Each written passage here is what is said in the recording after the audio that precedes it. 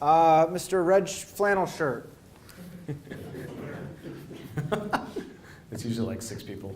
Thanks. Justin with Team Pay on the first day you there. At where? Team Pay. Okay. Andrew Hope, I think. Oh, yeah. So first sales rep at an organization, first salesperson at an organization, if you're the first one or the first few, there's a kind of like a dichotomy between process and selling. So like creating the sales process and then actually doing the active selling, like getting to doing demos, et cetera. Yeah. How do you know which one to focus on more, if one? And like how to really allocate your time so early, like what's more important early on, and does that change as you scale? Yeah.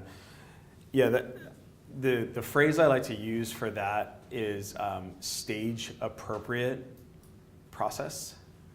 So I'm editing the sales management chapter in Founding Sales right now, and I remember that I have that heading in my head.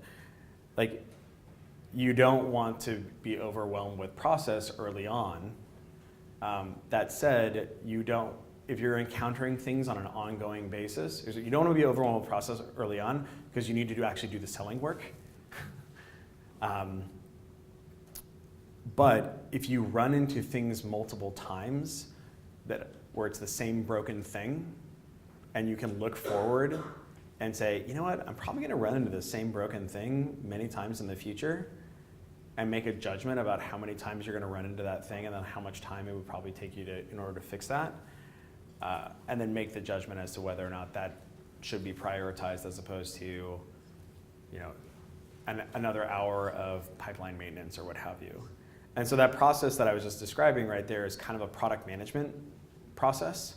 And that's one of the things that one of the metaphors I like to use for sales operations folks and for sales leaders is to help folks think of themselves as like the product manager of the sales organization, where it's just like features and bugs, where at any given point in time, there's lots of things that we aren't doing, and there's always going to be things that are like fucked up in your go-to-market. You can't fix them all, and you can't buy every piece of tooling that ostensibly is going to make you more performant. But what you can do is you can start with the top 3, and the way that you evaluate what those top 3 are is what's the pain associated with not solving them, or what's the opportunity cost that's being foregone with not solving them, and then what's the level of effort required to do that. So if you use that mental model to evaluate those things, you're going to be miles ahead.